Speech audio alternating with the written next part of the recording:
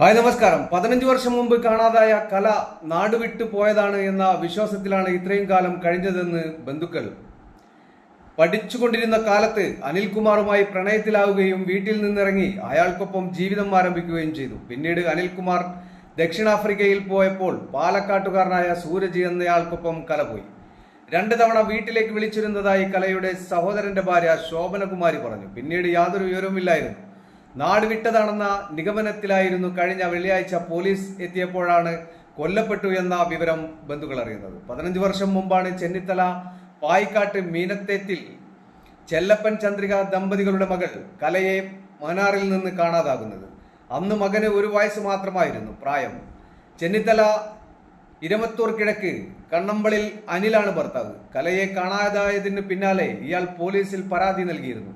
കലയെ കണ്ടെത്താനെന്ന പേരിൽ പലയിടത്തും ചുറ്റിക്കറങ്ങി. ഇതിനിടെ കുഞ്ഞിനെയും തന്നെയും ഉപേക്ഷിച്ച് കല മറ്റാർക്കൊപ്പം ഒളിച്ചോടിയെന്നാണ് അനിൽ പ്രചരിപ്പിച്ചത്.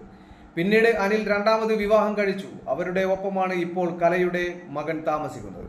സംഭവത്തിൽ 5 പേരെ പോലീസ് അറസ്റ്റ് ചെയ്തിട്ടുണ്ട്. അനിലിന്റെ സഹോദരി ഭർത്താവ് സോമരാജൻ, ബന്ധുക്കളായ ജിനു ഗോപി, പ്രമോദ്, സന്തോഷ്, സുരേഷ് കുമാർ എന്നിവരാണ് കസ്റ്റഡിയിലുള്ളത്. കൊലയുടെ സൂത്രധാരൻ അനിലാണെന്ന് ജില്ലാ പോലീസ് മേധാവി ചൈത്ര തെരേസ ജോൺ പറഞ്ഞിരുന്നു. അനിലിന്റെ സംശയരോഗമാണ് കൊലയ്ക്ക് കാരണമെന്നാണ് നിഗമനം. 2009 കൊല നടന്നത്.